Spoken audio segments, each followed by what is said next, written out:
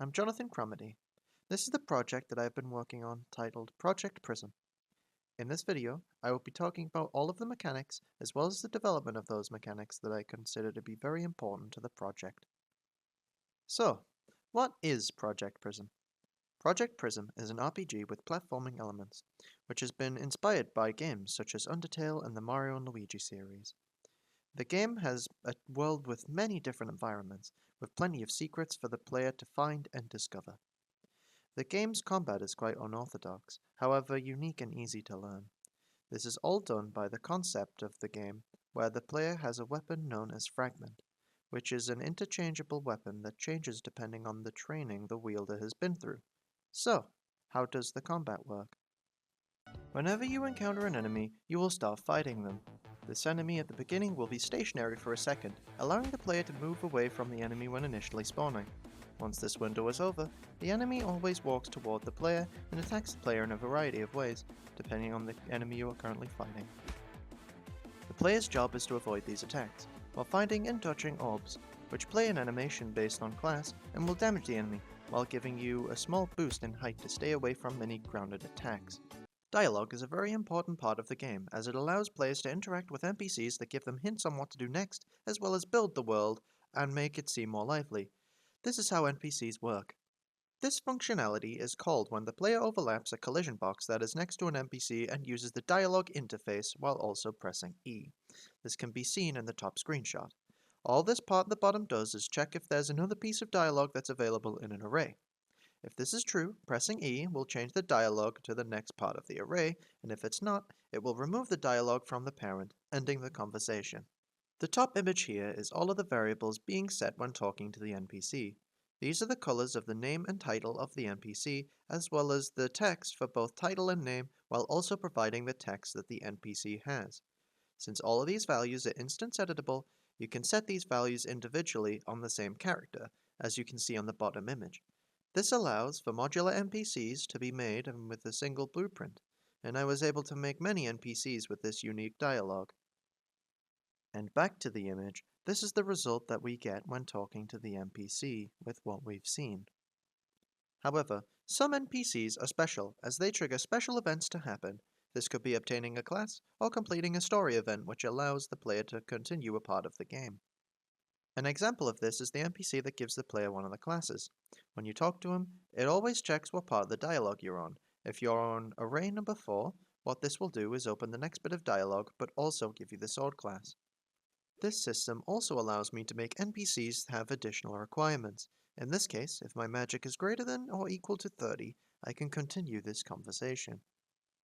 In the project, I learned early on that leaning too heavily into the platforming element of the game could make the game a lot more confusing and unusual to play, so I made platforming in the overworld limited to certain areas as well as some secrets that you can find. This is one of the examples of a secret that you can find, which contains the torch collectible. This provides the player with light which lets you see in dark places. For the purposes of this report, I made the player always have the light around them to make things easier to see. For exploring areas like this, you can also find certain collectibles that increase stats. There are 5 different kinds of collectibles in total, all of which gain a certain stat based on their color. These get the player looking around for them, whether that be exploring never explored areas, or using abilities to get to hard to reach spots. As you can see, this is the stat menu. Whenever you get any of these bonus collectibles, they update the stats accordingly. When leveling up, you get 5 skill points to spend. These are used to incrementally increase any stats you would like 5 times. This allows players to make their character in specific ways, which fits their playstyles more. Speaking of playstyles, let's talk about the classes. Now, what are classes? Well, they're pretty much what you would expect. They are different weapons that your weapon can be changed into. Each class has strengths that they specialize in, although no class has any debuffs in any way. Not being buffed in certain areas is enough for them to be weaknesses. Here's a list of what all the classes do. Nil class is the class you start with. It is supposed to be the weakest class in the game as it specializes in nothing and has no skills. However, it is still usable and teaches the player the core mechanics of the game instead of showing them how to use abilities immediately. It first makes the player lean into this new combat style, learning the basics first. The sword class is a balanced class. When hitting an orb, it gets the most height in the game, while also having a combo meter. When hitting orbs in quick succession, you deal more damage based on how many orbs you've hit in that short space. That time resets every time you hit another orb. It has both offensive and defensive capabilities because of its source of damage and ability to stay in the air for longer, avoiding most attacks. The shield is a defensive class. When hitting an orb, it grants the player some passive damage reduction, which stacks up to 100% for the next hit they take. They also get launched in the air decently high when hitting an orb, and aren't bad at damaging either. This class specializes in taking minimal to no damage when getting hit if the player is good enough at avoiding most attacks, allowing the player to be more reckless at times. Finally, the Staff class is an offensive class. Every 5th orb you hit, it will cause the Arcane Shock passive to trigger, making that attack deal twice as much damage. In addition, their attacks scale off of magic, and have consistently good damage instead of relying on a damage range like the rest of the classes. Out of the 3 classes, this class gets the least height from orbs, but in comparison, the damage difference makes up for this. You can get the Sword class for free by talking to this NPC in Tidewake Port. This is the first main class you are able to obtain. Because of this class is one of the more simple ones to use, yet hard to master. To obtain the Staff class, you need to talk to this NPC in Thaline Forest. However, this time he asks that your magic stat is 30 or higher.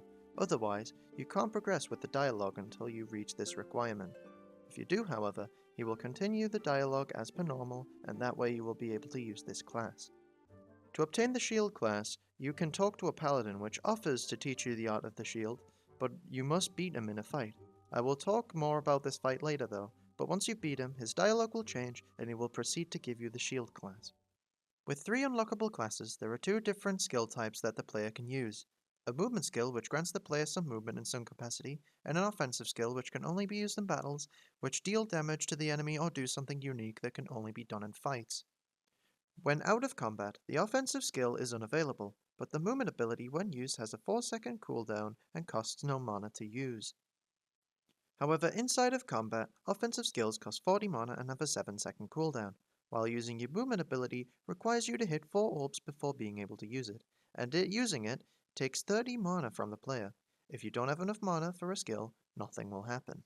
This is all done by the events you have been seeing on the bottom left, which are called based on variables which are set through touching a roaming AI, which calls your UI to disable, but this also puts you into combat through turning the isInCombat variable to true. And when the enemy is defeated, it uses the enable UI event, which reverses the effects. The remove from parent node is there if you're currently put in your stat UI, as this removes that from the player's screen. How the game checks what abilities should be used is done by checking the class that the player is currently using just before the skill is used. If it's a valid class, it will use the skill that is assigned to that class. This is done for both keys, which are assigned to Q and E. However, movement skills cost nothing when in the overworld thanks to the free movement boolean. If this is ticked as true, they can skip the part that makes them cost mana. All classes have a unique pause menu which corresponds to their colors. In addition, all classes have a class guide that can be accessed in the pause menu, which tells most of what I've already talked about the classes. There are 2 different kinds of AI in the game, roaming AI and battle AI. Roaming AI is the AI used on enemies before you start battling them, the one that initiates the battle. The battle AI, however, is the AI that actually fights the player. Let's talk about both of them. When the enemy is roaming outside of a battle, it will find a location inside of a given radius every 1.5 to 4.5 seconds. If the player is in its sight, it will chase the player until it touches the player or loses sight of the player. However, it will stop if it's too far from its radius as well, and head back to its origin point. This is to prevent arenas spawning in unfair and hard to navigate positions. Once the battle starts, the AI will have a small window of initializing, as if it were to immediately start attacking that would be unfair to the player. After just over a second, the enemy will either attack you with a melee attack if you're close enough to them, or they will use an attack which is chosen with a random integer by range. Each attack is specified with a number value. For instance, if the random integer is a 2, it will use the attack which is assigned with 2. So in this case, the bandit leader, the enemy in the screenshot, will use his jump attack. All attacks have varying additional cooldowns before enemies can attack again. This is done to prevent enemies from being able to do a melee attack while also attacking with a special skill, as it would be unfair and look odd. Some enemies have one-time attacks that can be used when they reach under half HP. These attacks can even change the AI's behavior afterwards, like having less cooldown between moves, or having upgraded versions of moves. The Paladin, when under half HP, uses an attack which covers the entire arena. This deals heavy damage if you get hit, so you have to use an orb to give you some extra height to avoid the attack. Nothing changes after this though. The Gemstone Golem, on the other hand, has a weaker skill use. However, when this skill is finished, his cooldowns become much lower and his Slash and Stomp become upgraded. In RPGs, saving is quite crucial, as these types of games tend to be quite long and saving progress is a necessity. This is why I've made a save system in my game as well. If you press the O key, this saves your game. If you go into the main menu and press New Game, it will create a save for you that starts at the beginning of the game, with all of the events unchecked. However, if you were to load the game will check if there already is a save. If this is true, it will call to load the game. My initial goal for this module was to test my ability as both a gameplay designer and a level designer.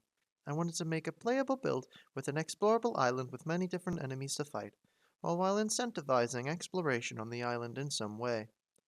What I have managed to achieve is making a game which may have an unusual combination of genres, but one that is fun and functional to play and has a lot to do, in addition to checking all of the conditions I had listed beforehand. If I had more time to work on this project, I would have tried to make an inventory system for the player. This was going to be a stretch goal, as I already had a lot going for the game, and making an inventory system would probably be quite time consuming and challenging, as I'd never done anything like it before, as well as finishing the UI. For me, this was a very ambitious project, combining two genres that not many games have tried combining before. I think I made something that satisfies both audiences, all while being enjoyable in its own way. I'm not so sure if I want to try to do something so ambitious again. However, if I do in fact attempt something like this again, I'll have a better idea on what to do next time around.